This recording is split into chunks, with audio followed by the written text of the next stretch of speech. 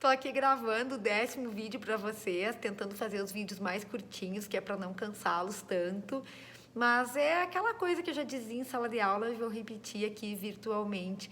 Já que estamos no inferno, vamos nos abraçar no capeta, né? Precisamos vencer esse conteúdo, né? A gente já teve alguns feriados também. Semana passada foi feriado, a gente já vinha de um outro feriado, se não me engano, do Dia do Município. Então, vamos tentar aproveitar ao máximo aí esse tempo que a gente tem, mesmo que online, para fazer valer, né? Para a gente conseguir vencer esse conteúdo que é tão extenso, como eu expliquei para vocês no primeiro dia de aula, né? Então, eu já vi a Daisy ali fazendo carinha de assustada com a quantidade, não sei se é com a quantidade de vídeos, pelo que eu percebi mas eu vou encerrar aqui a parte dos vídeos de hoje com a questão do prazo do inquérito policial. Eu ainda tenho observações para fazer a respeito dos próximos artigos do CPP, tenho observação ainda para fazer a respeito do relatório, então eu vou aproveitar, vou fazer esses vídeos e vocês vão vendo, né, na medida em que forem conseguindo. O que me importa é que até quinta que vem vocês tenham vencido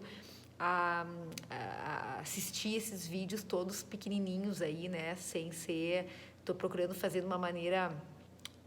o mais possível, assim, juntando teoria com prática para vocês conseguirem tornar o conteúdo mais palpável, né? Embora não estejamos presentes juntos fisicamente, tá? Claro que eu sinto falta das perguntas, mas enquanto eu tô gravando aqui, eu tô online, então vocês podem fazer todas as perguntas que julgarem convenientes, né? Aqui pelo grupo da turma, então estou sempre à disposição para respondê-los, tá?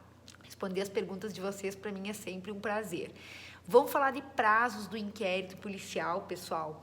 E aqui eu preciso fazer uma grande observação para vocês, uma observação muito importante.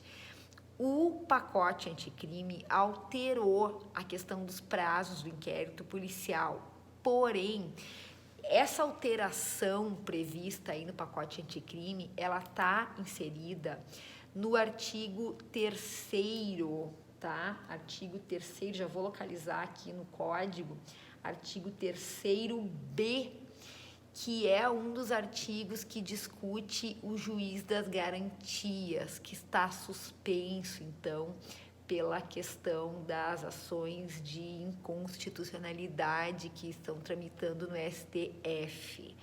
Então, eu vou falar para vocês os prazos antes do pacote anticrime, tá? Quais são os prazos do CPP e de legislações especiais, os prazos do inquérito policial, prazos estabelecidos pelo CPP e pelas leis especiais. E aí eu vou trazer para vocês a inovação do pacote anticrime. E aí a gente vai ficar com essa observação, né, se isso efetivamente vai entrar em vigor ou não, tá? Então, comecemos pela análise tradicional dos prazos do inquérito policial previstos no artigo 10 do Código de Processo Penal. Depois eu vou fazer uma foto para vocês, inclusive, de um esqueminha do livro do Rogério Sanches Cunha, para vocês terem aí os prazos no esqueminha antes do pacote anticrime. Vou ver se eu faço um quadro daí meu, né, que não tem na doutrina um quadro como eu quero, mas eu farei daí eu mesmo, produzirei esse quadro inédito e postarei para vocês aí no material, no grupo ou no Google Classroom, com as inovações aí do pacote anticrime. Vamos fazer a leitura do artigo 10, então, do Código de Processo Penal, que diz o seguinte: o inquérito deverá terminar no prazo de 10 dias se o indiciado estiver sido preso em flagrante ou estiver preso preventivamente, contando o prazo nessa hipótese a partir do dia em que se executar a ordem de prisão, ou no prazo de 30 dias quando estiver solto mediante fiança ou sem ela, tá? Então, pessoal, o que o artigo 10 está querendo dizer? Que nós temos uma regra geral para encerramento do inquérito policial. 10 dias quando o indiciado está preso, 30 dias quando ele está solto, tá? Esse prazo, já estou começando a fungar aqui, estou começando a ficar com frio. E você deve estar dizendo, chega, prof, por hoje, já estamos encerrando, tá? Não se desespere. Então, esse prazo de 10 dias para o indivíduo preso, ele é um prazo que se conta de acordo com o prazo penal. O que isso significa? Que insere-se na contagem o dia do início, tá? E não importa se é sábado, domingo, feriado, dia útil ou dia não útil.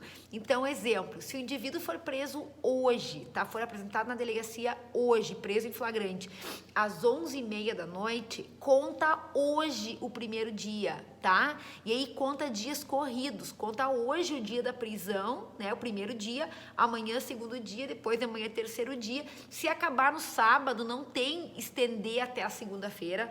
Se acabar na sexta e a sexta for feriado, não tem estender até a segunda-feira, não existe essa prorrogação como ocorre no prazo processual. Prisão é prazo de direito material, então ela conta o dia do início e não tem como prorrogar no dia do fim, se esse dia não for dia útil. Então, olhem só, a polícia, para encerrar o inquérito, ela vai ter que contar o prazo material, prazo penal, de acordo com como se conta os prazos no direito penal.